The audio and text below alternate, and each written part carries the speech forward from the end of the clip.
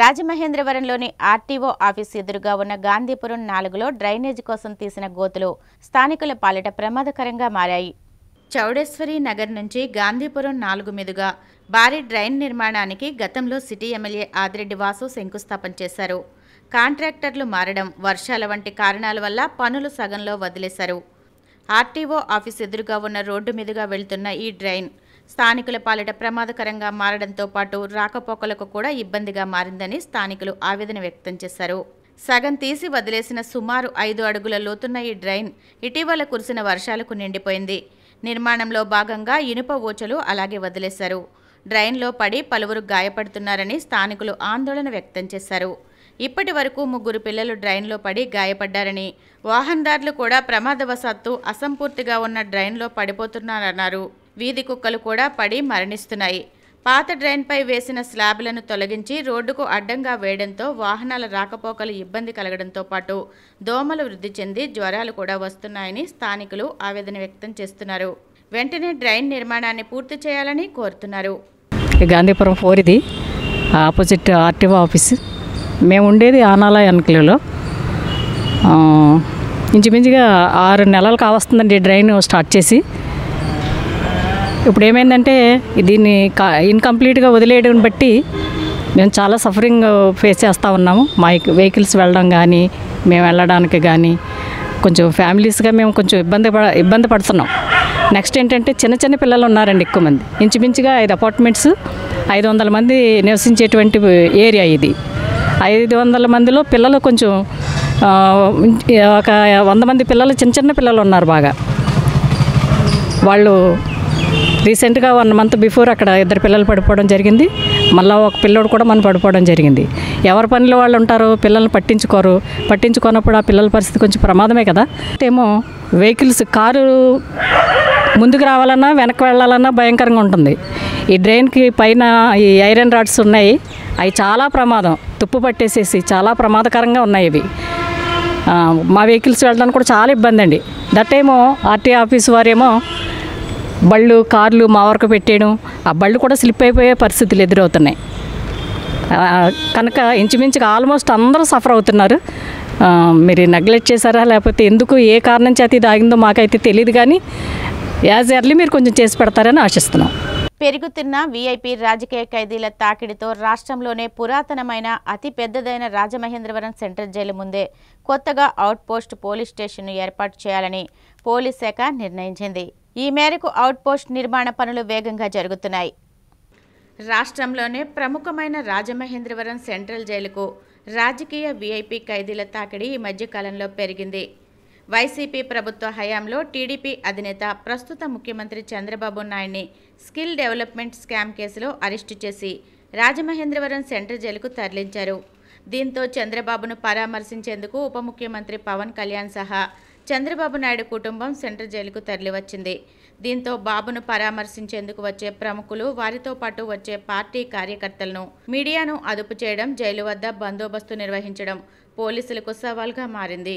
సుమారు 50 రోజులకు పైగా జెడ్ కేటగిరీ భద్రతలో ఉండే చంద్రబాబు నాయుడు రాజమహేంద్రవరం సెంట్రల్ జైల్లో ఉండడంతో నిరంతరం పోలీసుల గస్తీ అనివార్యంగా మారింది.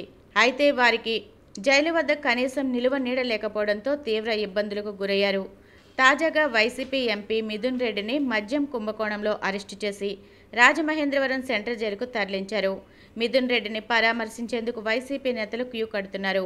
దీంతో జైలు వద్ద ఉండి బందోబస్తు నిర్వహించడం పోలీసులకు మరోసారి ఇబ్బందిగా మారింది. ఎండొచ్చినా, వానొచ్చినా చెట్ల కింద లేదా తాత్కాలికంగా ఏర్పాటు చేసిన గుడారాల కింద పోలీసులు విధులు నిర్వర్తించాల్సి వస్తుంది.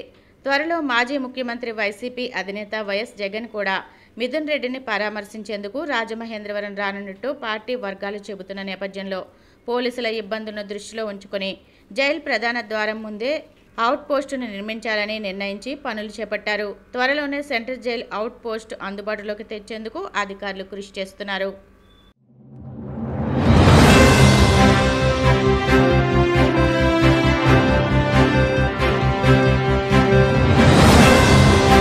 నమస్కారం. సిసిసి డిజిటల్ 230 న్యూస్ బులెటిన్కి స్వాగతం. ముందుగా వార్తల్లోని ముఖ్యాంశాలు. ఎన్నికల సంఘం ప్రధాని మోడీ నియంత్రణలో పనిచేస్తుందన్న వైఎస్ షర్మిల. ఈసీ పూర్తిగా బీజేపీ ఎన్నికల ఏజెంట్గా మారిపోయిందని తీవ్ర ఆరోపణ. వక్ఫ్ సవరణ చట్టంపై స్టే విధిస్తూ సుప్రీంకోర్టు ఇచ్చిన మధ్యంతర ఉత్తర్వులను వైసీపీ స్వాగతిస్తోంది. స్పష్టం చేసిన మాజీ ఉప ముఖ్యమంత్రి అంజద్ బాషా. మంగళగిరి జనసేన పార్టీ కార్యాలయంలో జనవాణి కార్యక్రమం. ప్రజల నుంచి అర్జీలు స్వీకరించిన పి గన్నవరం ఎమ్మెల్యే గిడ్డి సత్యనారాయణ. తిరుమల శ్రీవారిని దర్శించుకున్న క్రికెటర్ రవీంద్ర జడేజా సతీమణి గుజరాత్ ఎమ్మెల్యే దివాబా జడేజా ఆలయ మర్యాదలతో స్వాగతం పలికిన అధికారులు. కేంద్ర ఎన్నికల సంఘం పనితీరుపై ఏపీ కాంగ్రెస్ అధ్యక్షురాలు వైఎస్ షర్మిల సంచలన ఆరోపణలు చేశారు.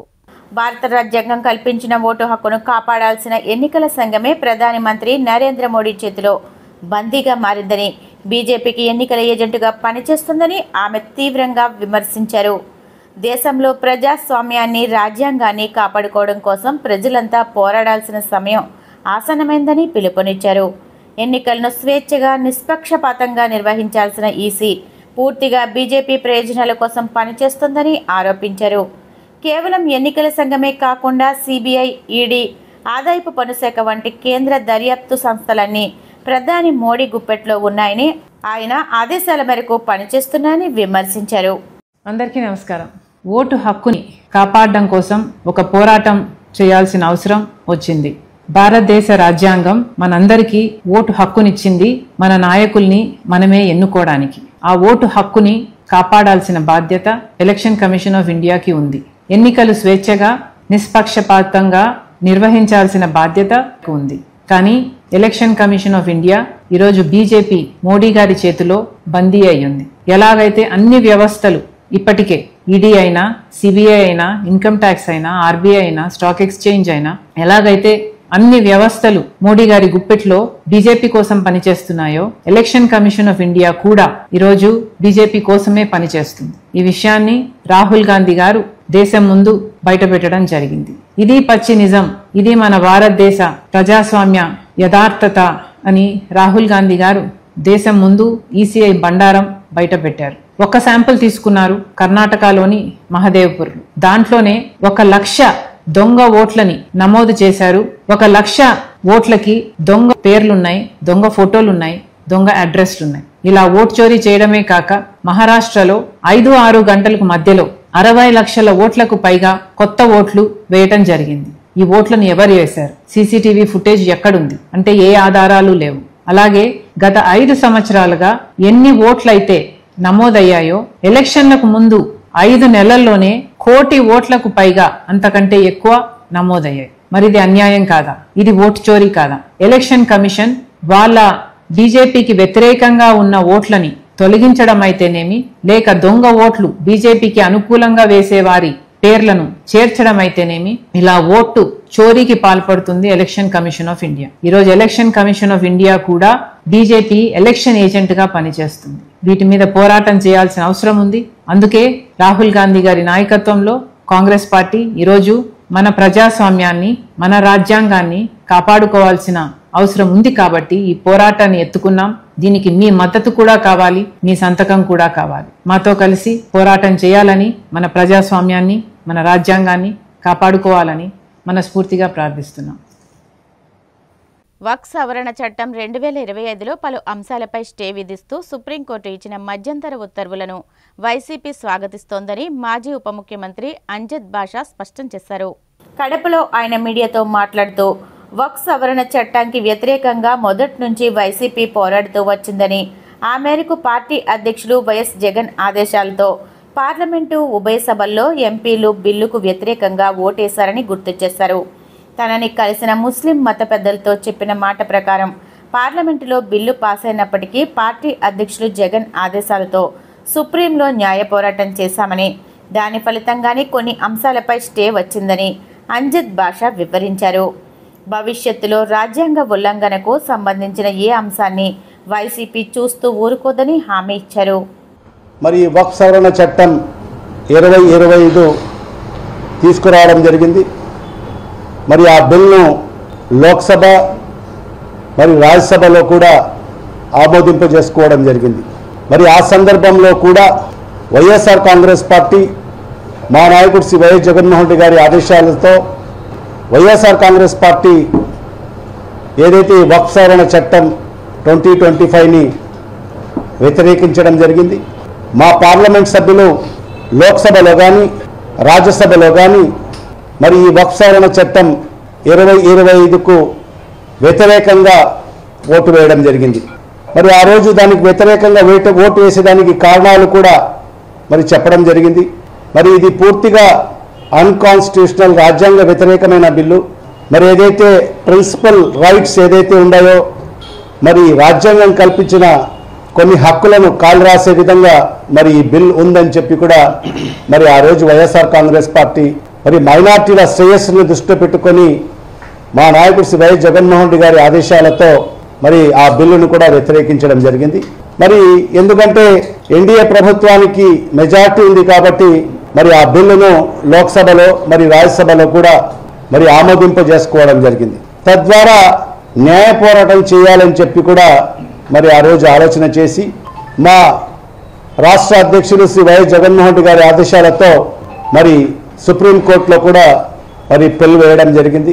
మరి దేశవ్యాప్తంగా అనేక సెక్యులర్ పార్టీలు, అనేక సెక్యులర్ సంఘాలన్నీ కూడా సుమారుగా 127 పిల్స్ మరి సుప్రీంకోర్టులో వేయడం జరిగింది.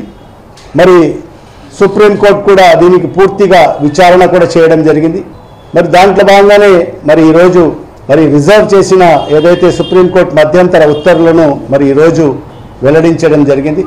మరి ఈ ఉత్తర్వులలో మరి ఏదైతే వక్ఫ్ సవరణ చట్టానికి సంబంధించి 2025కి సంబంధించిన ఏదైతే పూర్తి బిల్ మరి దాన్ని స్టే ఇవ్వలేమని చెప్పి కూడా మరి సుప్రీంకోర్టు ఉత్తర్వులు ఇవ్వడం జరిగింది.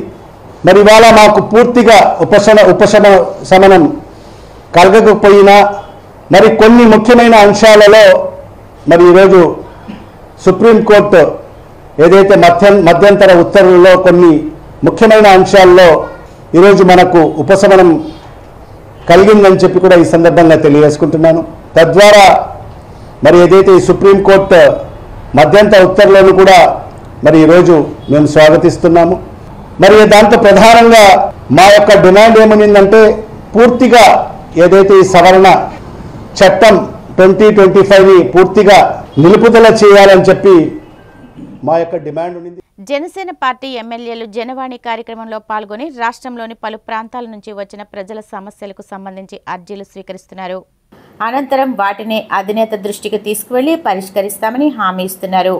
ఈ నేపథ్యంలో మంగళగిరి జనసేన పార్టీ కేంద్ర కార్యాలయంలో నిర్వహించిన జనవాణి కార్యక్రమంలో పలు ప్రాంతాల నుంచి వచ్చిన ప్రజల నుంచి పి గన్నవరం ఎమ్మెల్యే గిడ్డి సత్యనారాయణ అర్జీలు స్వీకరించారు. పలు సమస్యలపై తక్షణం సంబంధిత అధికారులతో మాట్లాడి పరిష్కార మార్గాలు చూపారు.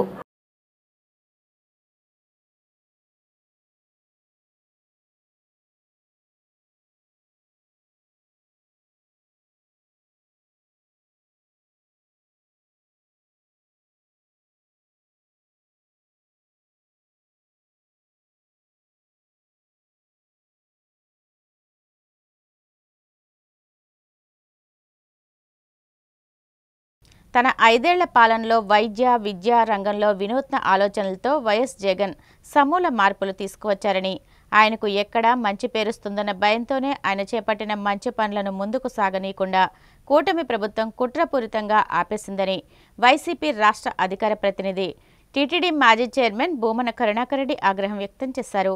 తిరుపతిలో ఆయన మీడియాతో మాట్లాడుతూ వైసీపీ ప్రభుత్వ హయాంలో 320 కోట్లతో 6 అంతస్తుల్లో పద్మావతి చిన్నపిల్లల వైద్యశాలను ప్రారంభించి దిగిపోయే నాటికి 80% పనులు పూర్తి చేశామని గుర్తు చేశారు.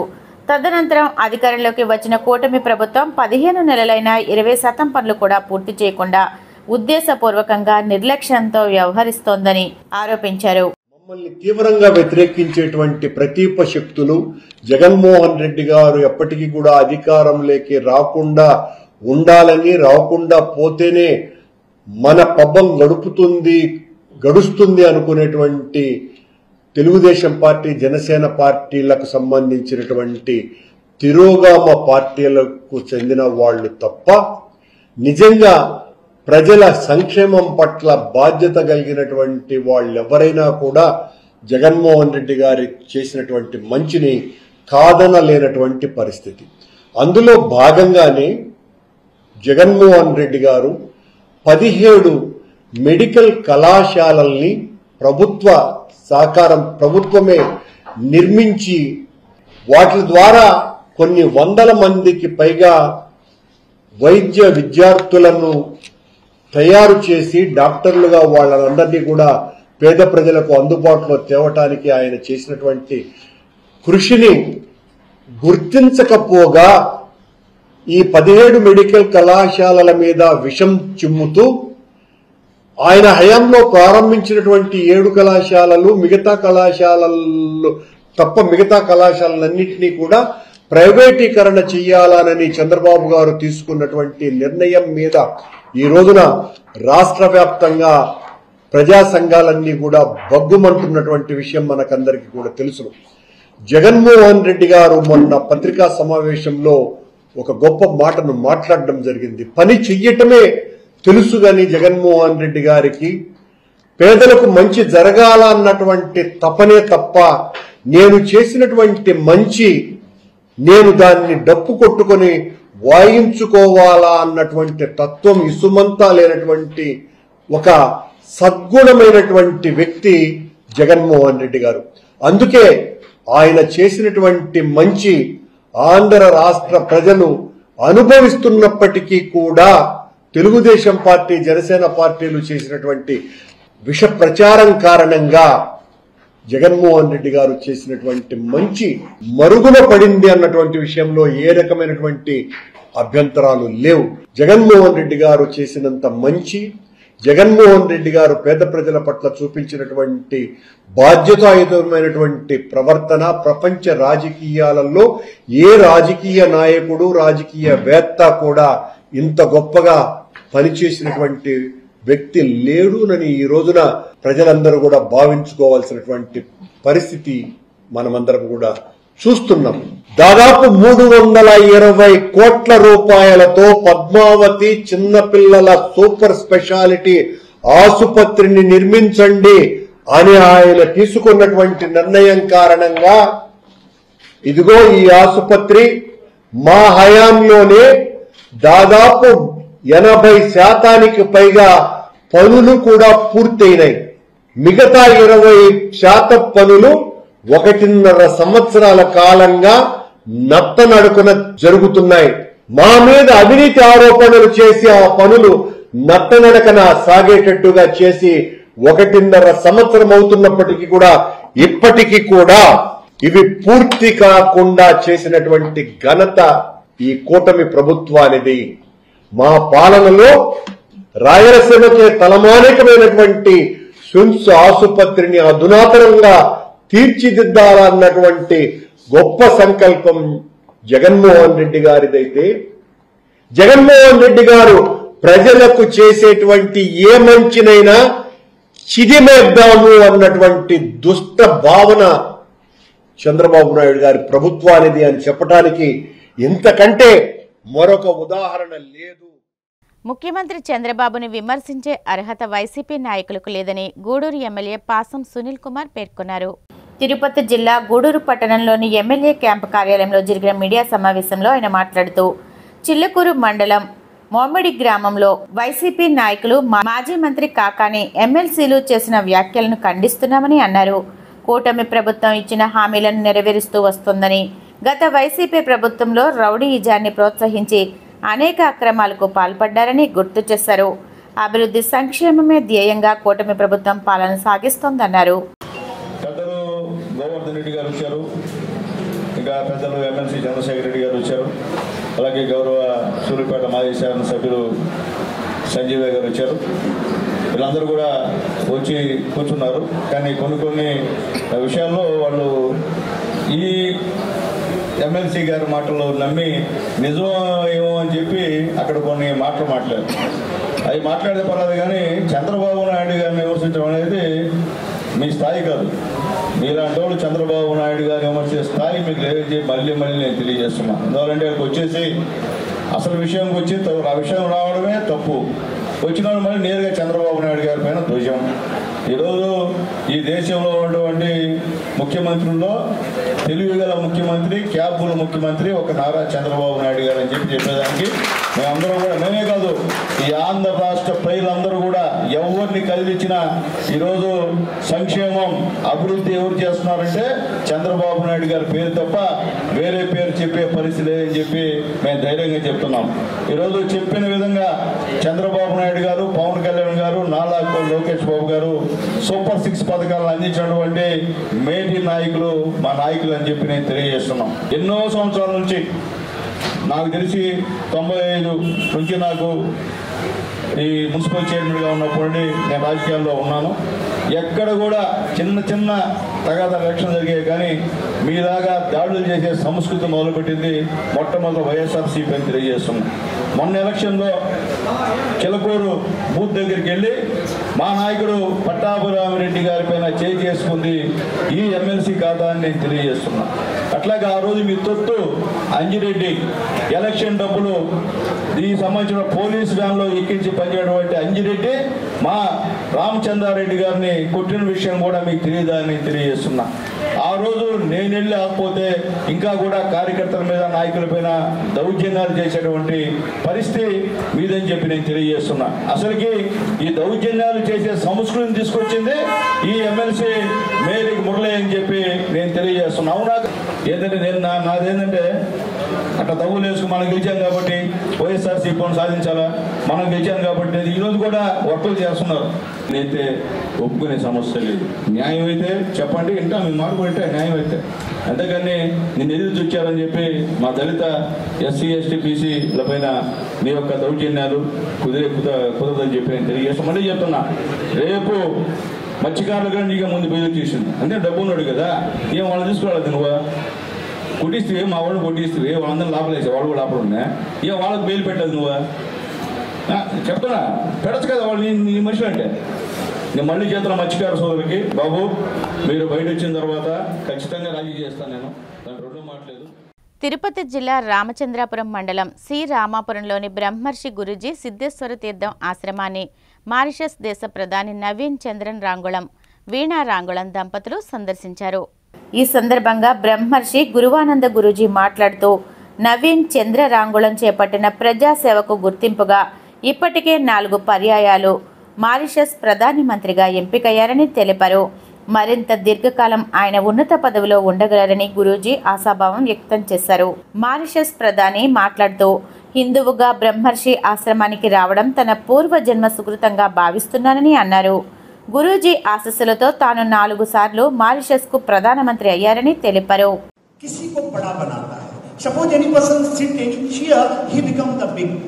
But sometime we have like that person in this world.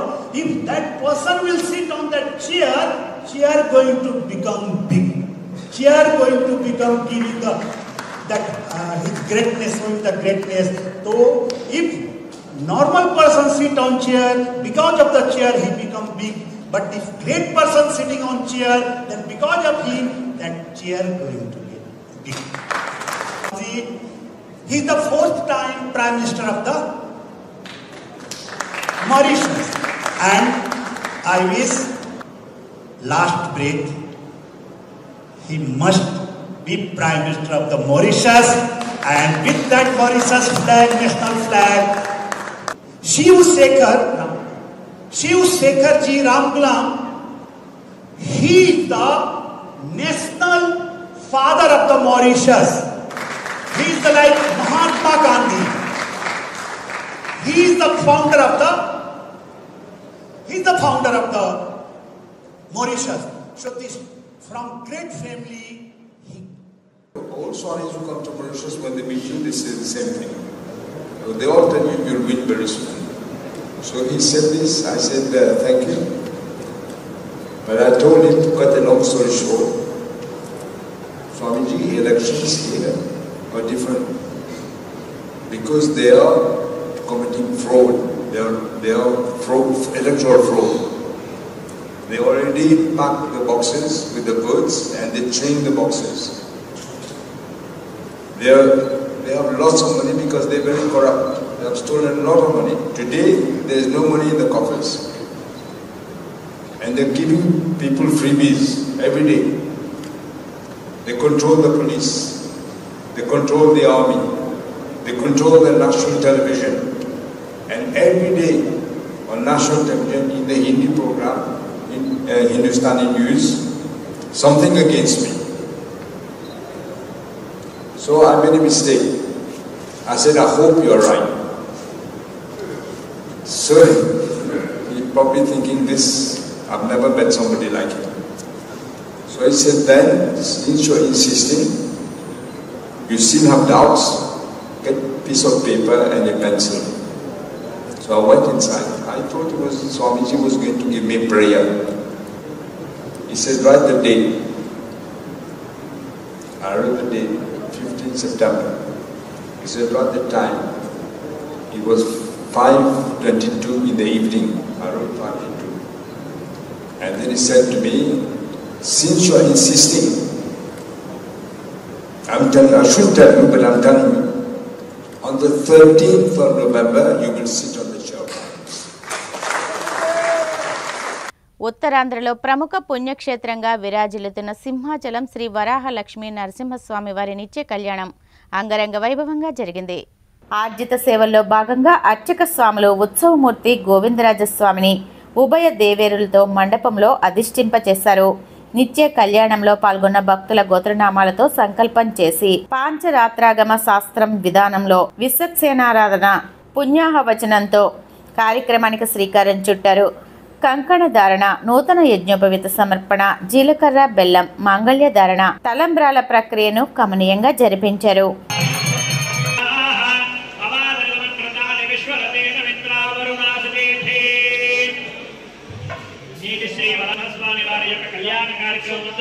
స్వామి యొక్క సుముహూర్త సమయానికి సమర్పించినటువంటి మధుపర్కాలు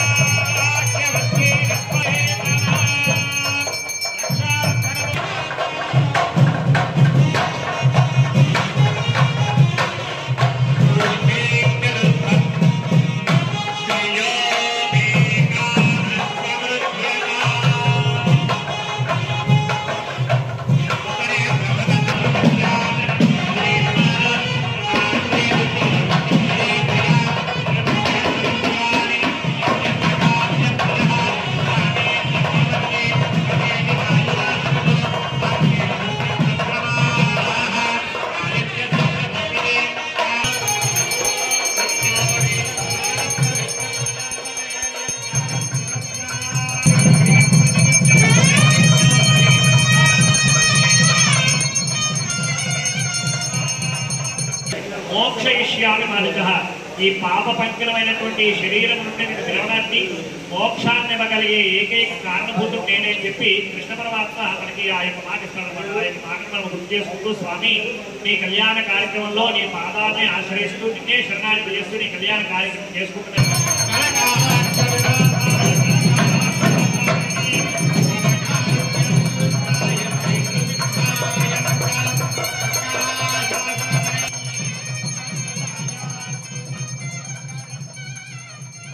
కలియుగ ప్రత్యక్ష దైవం తిరుమల శ్రీ వెంకటేశ్వర స్వామివారిని టీమిండియా క్రికెటర్ రవీంద్ర జడేజా సతీమణి గుజరాత్ ఎమ్మెల్యే దివాబా జడేజా దర్శించుకున్నారు. వీఐపీ విరామ సమయంలో స్వామివారి సేవలో పాల్గొని మొక్కులు చెల్లించుకున్నారు. దర్శనానంతరం వీరికి రంగనాయకుల మండపంలో వేద పండితులు వేదాశీర్వచనం అందించగా ఆలయ అధికారులు స్వామివారి తీర్థప్రసాదాలు అందజేసి పట్టు వస్త్రంతో సత్కరించారు.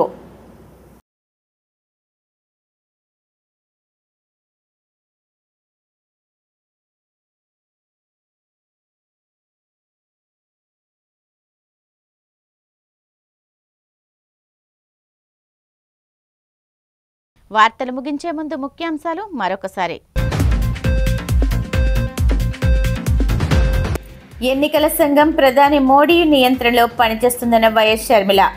ఈసీ పూర్తిగా బీజేపీ ఎన్నికల ఏజెంట్గా మారిపోయిందని తీవ్ర ఆరోపణ.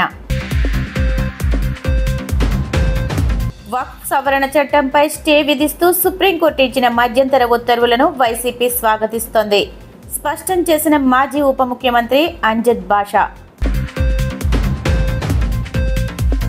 మంగళగిరి జనసేన పార్టీ కార్యాలయంలో జనవాణి కార్యక్రమం. ప్రజల నుంచి అర్జీలు స్వీకరించిన పి గన్నవరం ఎమ్మెల్యే గిడ్డి సత్యనారాయణ. తిరుమల శ్రీవారిని దర్శించుకున్న క్రికెటర్ రవీంద్ర జడేజా సతీమణి. గుజరాత్ ఎమ్మెల్యే దివాబా జడేజా ఆలయ మర్యాదలతో స్వాగతం పలికిన అధికారులు. సిసిసి డిజిటల్ 230 న్యూస్ బులెటిన్ ఇంతటితో సమాప్తం. నమస్కారం.